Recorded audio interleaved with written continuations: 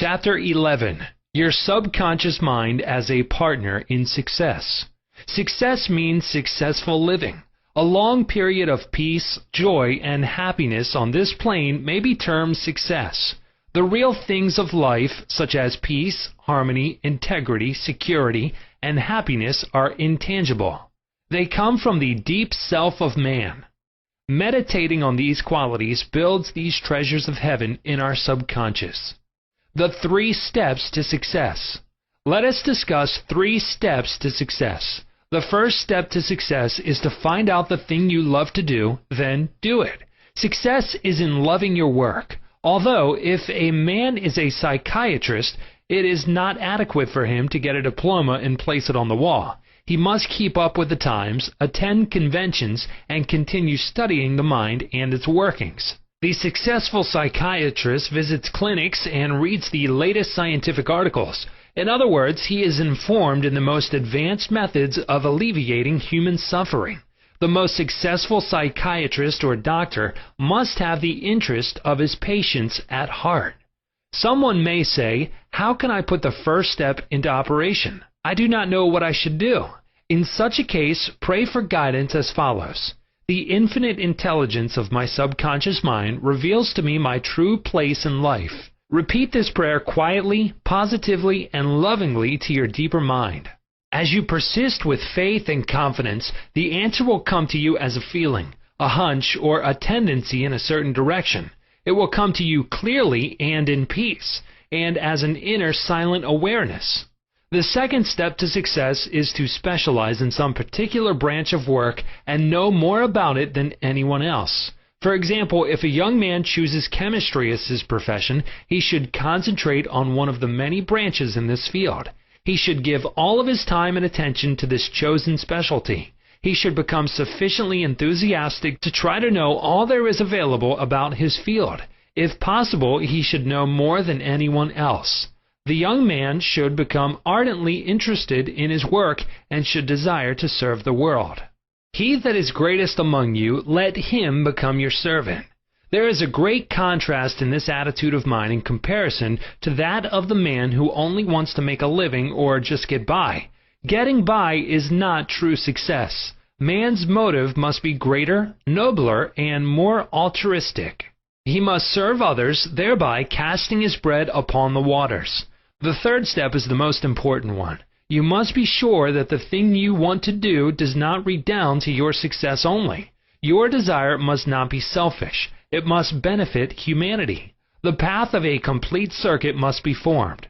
In other words, your idea must go forth with the purpose of blessing or serving the world. It will then come back to you pressed down, shaken together, and running over. If it is to benefit yourself exclusively, the circle or complete circuit is not formed, and you may experience a short circuit in your life, which may consist of limitation or sickness. The measure of true success.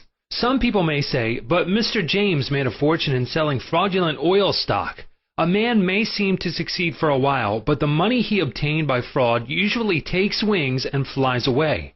When we rob from another, we rob from ourselves, because we are in a mood of lack and limitation which may manifest itself in our body, home life, and affairs.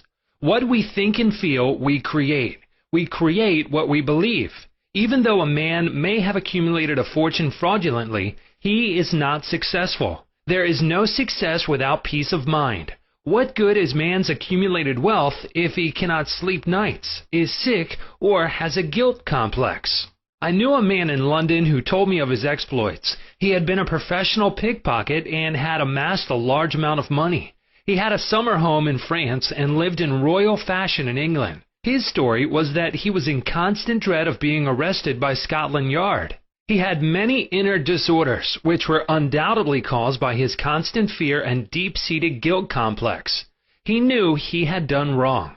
This deep sense of guilt attracted all kinds of trouble to him.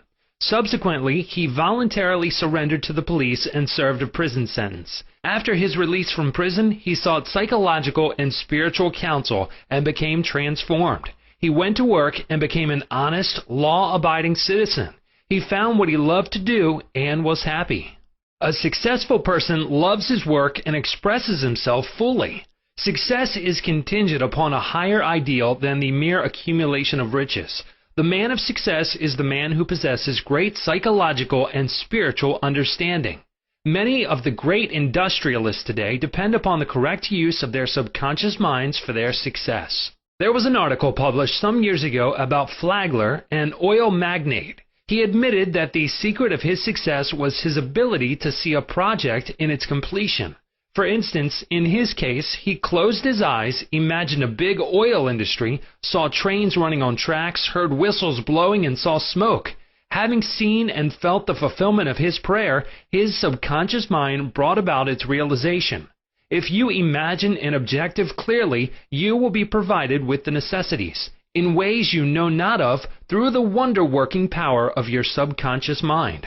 In considering the 3 steps to success, you must never forget the underlying power of the creative forces of your subconscious mind. This is the energy in back of all steps in any plan of success.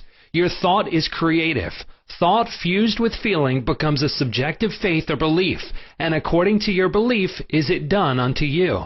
Knowledge of a mighty force in you which is capable of bringing to pass all your desires gives you confidence and a sense of peace. Whatever your field of action may be, you should learn the laws of your subconscious mind. When you know how to apply the powers of your mind, and when you are expressing yourself fully and giving of your talents to others, you are on the sure path to true success. If you are about God's business or any part of it, God, by His very nature, is for you. So who can be against you? With this understanding, there is no power in heaven or on earth to withhold success from you.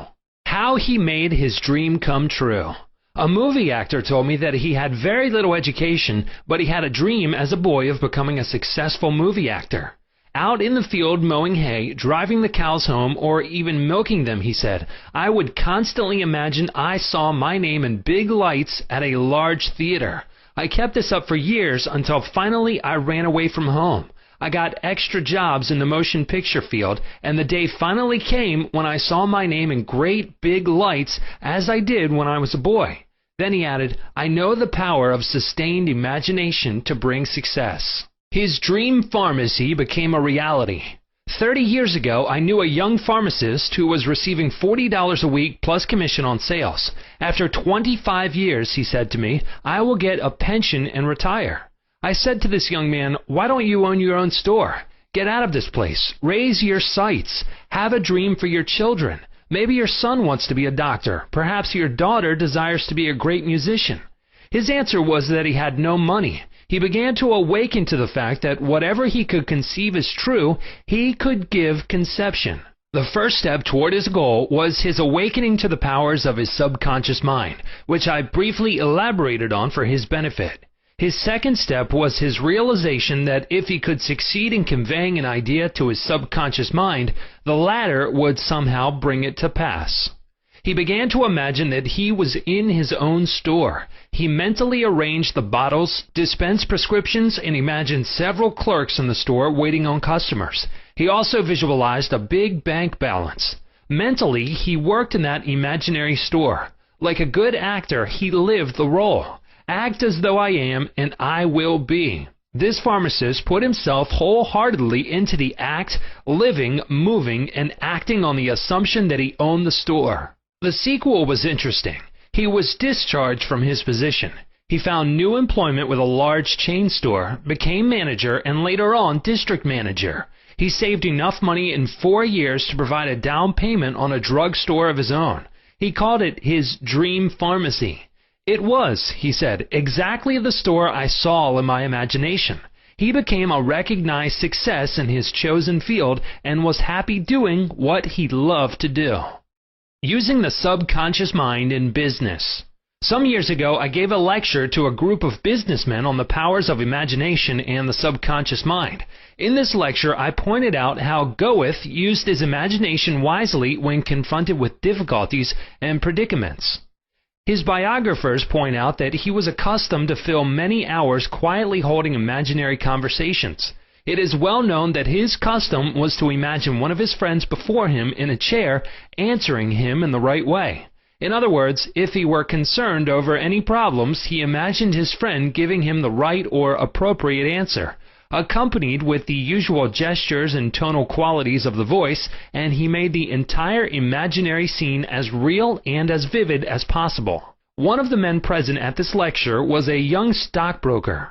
He proceeded to adopt the technique of Goethe. He began to have mental, imaginary conversations with a multi-millionaire banker friend of his who used to congratulate him on his wise and sound judgment and compliment him on his purchase of the right stocks. He used to dramatize this imaginary conversation until he had psychologically fixed it as a form of belief in his mind. This broker's inner talking and controlled imagination certainly agreed with his aim, which was to make sound investments for his clients. His main purpose in life was to make money for his clients and to see them prosper financially by his wise counsel. He is still using his subconscious mind in his business, and he is a brilliant success in his field of endeavor. Boy of 16 years turns failure into success. A young boy who was attending high school said to me, "I am getting very poor grades. My memory is failing. I do not know what is the matter." I discovered that the only thing wrong with this boy was his attitude, which was one of indifference and resentment towards some of his teachers and fellow students. I taught him how to use his subconscious mind and how to succeed in his studies. He began to affirm certain truths several times a day, particularly at night prior to sleep, and also in the morning after awakening. These are the best times to impregnate the subconscious mind. He affirmed as follows: "I realize that my subconscious mind is a storehouse of memory. It retains everything I read and hear from my teachers. I have a perfect memory, and the infinite intelligence in my subconscious mind constantly reveals to me everything I need to know at all my examinations, whether written or oral. I radiate love and goodwill to all my teachers and fellow students. I sincerely wish for them success in all good things." This young man is now enjoying a greater freedom than he has ever known. He is now receiving all A's. He constantly imagines the teachers and his mother congratulating him on his success in his studies. How to become successful in buying and selling.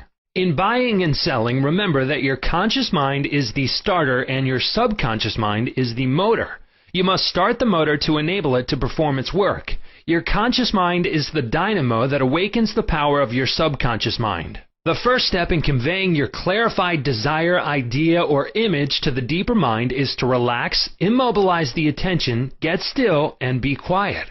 This quiet, relaxed, and peaceful attitude of mind prevents extraneous matter and false ideas from interfering with your mental absorption of your ideal.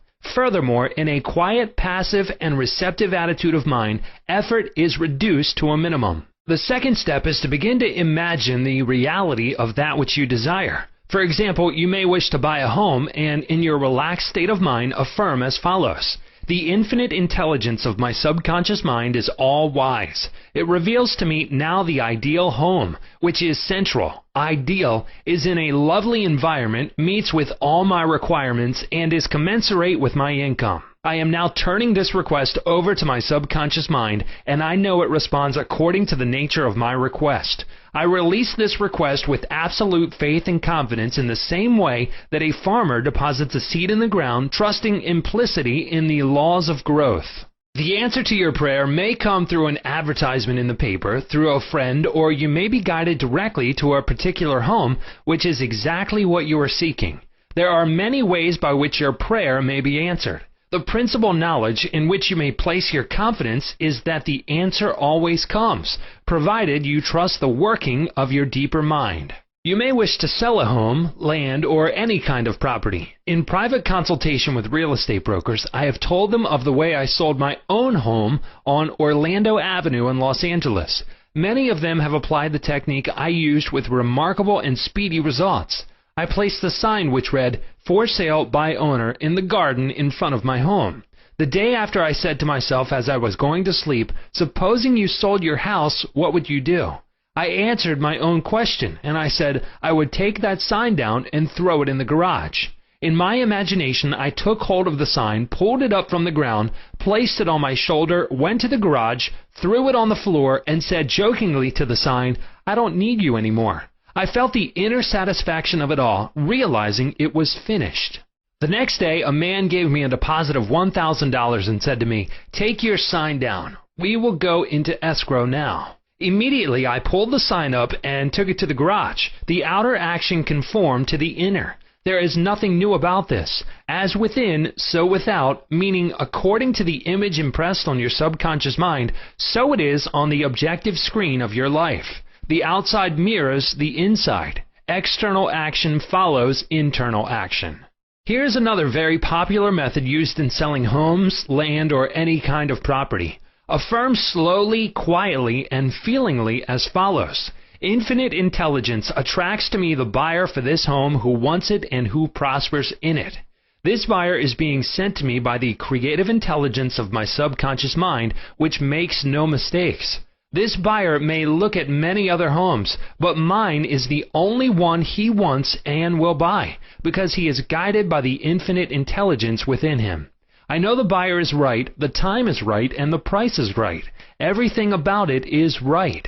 The deeper currents of my subconscious mind are now in operation, bringing both of us together in divine order. I know that it is so. Remember always that what you are seeking is also seeking you. And whenever you want to sell a home or property of any kind, there is always someone who wants what you have to offer. By using the powers of your subconscious mind correctly, you free your mind of all sense of competition and anxiety in buying and selling. How she succeeded in getting what she wanted. There is a young lady who regularly comes to my lectures and classes. She had to change buses 3 times. It took her 1.5 hours each time to come to the lectures. In one lecture, I explained how a young man who needed a car in his work received one. She went home and experimented as outlined in my lecture. Here is her letter in part narrating her application of my method and published by her permission. Dear Mr. Murphy, this is how I received a Cadillac car. I wanted one to come to the lectures regularly. In my imagination, I went through the identical process I would go through if I were actually driving a car. I went to the showroom and the salesman took me for a ride in one.